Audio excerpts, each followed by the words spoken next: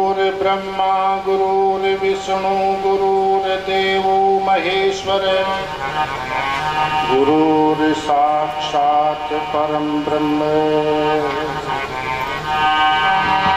तस्मै श्री गुरवे नमः।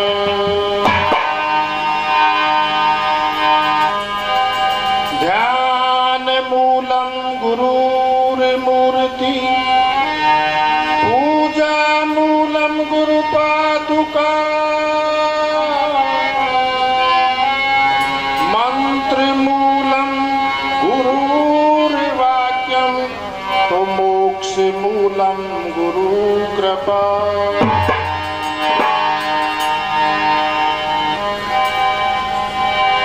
गणपति गिरजा पुत्र को तो सुमरूं बारंबार,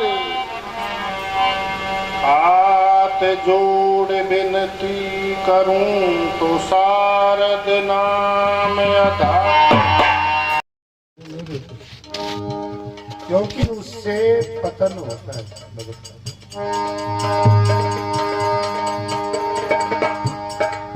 वैकुंठ धाम में नारद जी पहुंचे उस समय जहां भगवान दर्शन देते सिंहासन पर नहीं है। नारायण भगवान अपने शयन कक्ष में विश्राम कर रहे। नारद जी ने सोचा क्या किया जाए, कुछ देर इंतजार करें बैठते, जब बाहर आएंगे तो उसके बाद में दर्शन करेंगे भगवान का। अचानक नारद जी की दृष्टि एक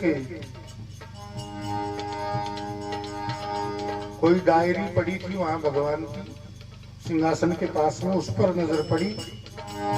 उस डायरी पर लिखा हुआ था मेरे अनन्य भक्त। विचार क्या, देखा जाए कौन है भगवान के भक्त, देखे तो सही इसमें नाम लिख रखे भगवान के। भगवान ने अपने भक्तों के, वैसे तो याद नहीं रहते होंगे कितने ही भगत हैं भगवान के, इसलिए उन्होंने एक डायरी बना रखी जो मुख्य भक्त है उनकी। तो उसके पन्नों को इधर उधर करके देखा, अनेक भक्तों के नाम लिखे हुए, बड़े बड़े भक्त। नारद जी ने अपना नाम भी देखा उसमें, ठीक है तेरा नाम था। बड़े संतुष्ट, खुद का नाम आ जाए ना कहीं। अब ये जो फोटो ली जा रही है ना, इसमें आपकी फोटो हो जाए तो आप बड़े चाव से देखते हो। अगर आपकी नहीं हो ना, मेरी आती रहे तो आप देखोगे भी नहीं। इसलिए तो मैंने कहा है भाई सबकी ने कम से कम। तो नारद जी ने देखा उस डायरी में नारद जी का नाम है भक्तों की लिस्ट में, अनन्य भक्त भगवान का। लेकिन एक आश्चर्य की घटना घटी कि वहाँ हनुमान जी का नाम नहीं। और हनुमान तो भगवान के बड़े भक्त, पहले नाम होना चाहिए सबसे पहले। उन्होंने तो सीना फाड़ करके दिखा दिया, छाती फाड़ करके दिखा दिया, राम सीता उनके हृदय में बसते, उनके रोम रोम में बसे हुए हनुमान जी के। तो वो तो भगवान के बहुत बड़े भक्त, लेकिन हनुमान जी का नाम नहीं है वहाँ उस डायरी में। तो नारद जी को आश्चर्य हुआ। वो इस बात को पहले विचार किया कि इस बात को पहले कहीं ना कहीं पता किया जाए, कारण क्या है, भगवान से तो बाद में मिलेंगे। नारद जी ने सोचा कि हनुमान जी को ढूंढा जाए, उनसे पूछा जाए। भगवान की माया की हनुमान जी सामने प्रकट हो गए, एक दूसरे ने प्रणाम किया। हनुमान जी ने पूछा कुशल मंगल। उसके बाद कहा कि नारद जी आपके चेहरे पर, मुख पर कोई शंका के भाव है।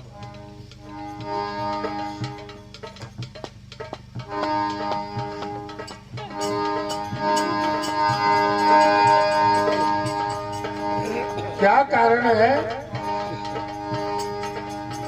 तो नारद जी कहने लगे कि देखो हनुमान जी, मैं भगवान के वैकुंठ धाम में गया, वहाँ एक डायरी मिली, उसमें भक्तों के नाम है, लेकिन आपका नाम नहीं है उसमें। आप तो भगवान के बहुत बड़े भक्त हो। तो मुझे ये बात समझ में नहीं आई।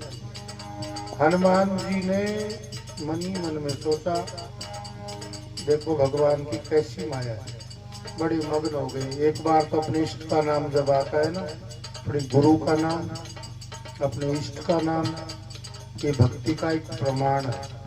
कहीं सुनने को मिल जाए, कहीं फोटो भी मिल जाए, कहीं थोड़ा भी उनका आभास हो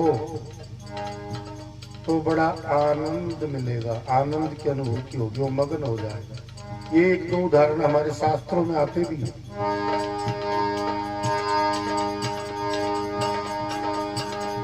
जब गरुड़ जी को संशय हुआ, नागपाश में मेघनाथ को बांध लिया। मेघनाथ को गरुड़ जी ने काटा, नहीं, नागपाश को। लेकिन गरुड़ जी को संशय हो गया कि जिस नागपाश को मैंने काटा, राम और लक्ष्मण को मेघनाथ ने नागपाश में बांध लिया था, ऐसा रामायण में लेख मिलता है। और वो मूर्छित हो गए थे, उनके प्राण पखेरु उड़ने को हो गए। लेकिन गरुड़ जी ने आकर के नागपाश को काटा। लेकिन उसके बाद संशय हो गया गरुड़ जी को, ये भगवान कैसे हो सकते हैं जिनके नागपाश, जिनके बंधन मैंने काटे। आज मैं नहीं होता तो इनकी मृत्यु निश्चित। ये कोई साधारण पुरुष है, ये भगवान नहीं है, राम भगवान नहीं। ये संशय हो गया था गरुड़ जी को। लेकिन उस संशय को कैसे दूर किया जाए, तो उन्होंने विचार किया कि ब्रह्मा जी के पास में चला जाए। ब्रह्मा जी से जाकर के पूछा। ब्रह्मा जी ने कहा कि आप ये बात भगवान शंकर के पास में जाकर के कहो। वो भगवान के बड़े भक्त, दिन रात जपते रहते। उनके राम के भक्ति संसार में कोई है तो सबसे बड़ा भक्त भगवान शंकर है, वे तुम्हें बता सकते हैं। जब गरुड़ जी भगवान शंकर के पास में पहुंचे तो भगवान शंकर रास्ते में मिले, कैलाश में नहीं। वो कुबेर के यहाँ जा रहे थे, रास्ते में मिले। तो गरुड़ जी ने उनसे पूछा कि ये जिनके बंधन मैंने काटा, जिनके नागपाश को मैंने काटा, वो भगवान कैसे हो सकते? मुझे संशय हो रहा है। वो तो कोई साधारण राजा के पुत्र हो सकते। आज मैं नहीं होता तो उनके प्राण पखेरु उड़ जाते। तो सबसे पहले तो आप ये बताओ कि वो भगवान है या नहीं है। गरुड़ जी ने भगवान शंकर से पूछा, और भगवान शंकर ने जब अपने इष्ट का नाम सुना, सुनते ही वो मग्न हो गए, मस्त हो गए एकदम से। वो इतने मगन हो गए, इतने मगन हो गए कि बोल भी नहीं सके, भावुक हो गए एकदम से कि मेरे इष्ट का वर्णन करना है मुझे, उनके बारे में, उनकी महिमा बतानी है। तो मेरा कहने का मतलब, ये कथा थोड़ी दूसरी है। मैं ये कह रहा हूँ कि अपने इष्ट का, अपने गुरु का कहीं भी आपको कुछ ये भाव पैदा हो, उसमें भावुकता आ जाए, प्रसन्नता आ जाए, खुशी हो जाए।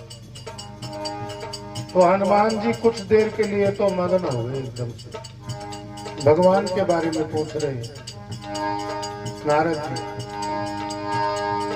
नारद जी कह रहे हैं कि हनुमान जी आपका नाम नहीं है, आप तो भगवान के बहुत बड़े भक्त हो।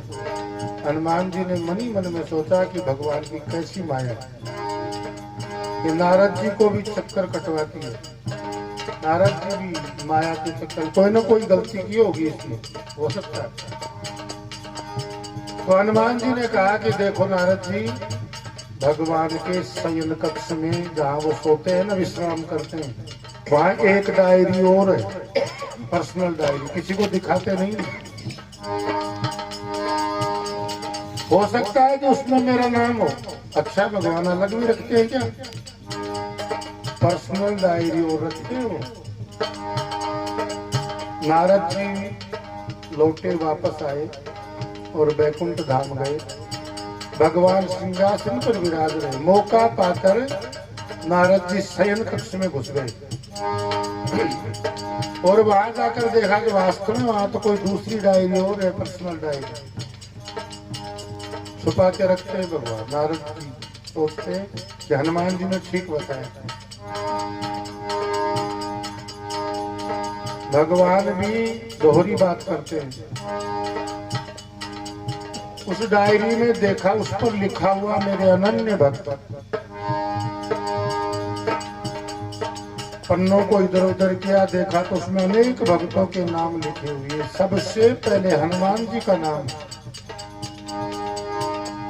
पर्सनल डायरी में, लेकिन नारद जी का नाम नहीं है उसमें।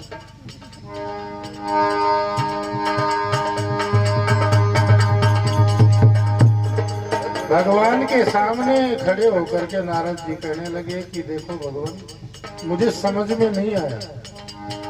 एक ये आपकी तोड़े में रखी हुई डायरी है, भक्तों की लिस्ट है इसमें। एक अंदर शयन कक्ष में आप गुप्त रखते हो, चलो कोई बात नहीं, आप गुप्त भी रखते हो, लेकिन मुझे आप ये बताओ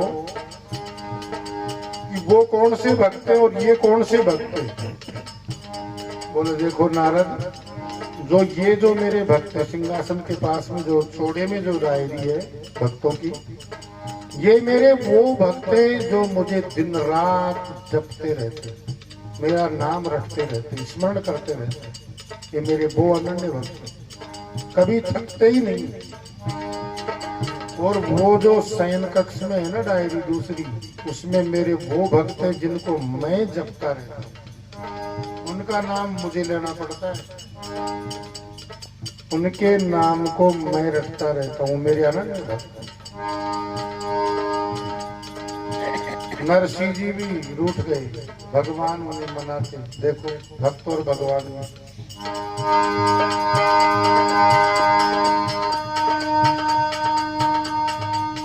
राम कहने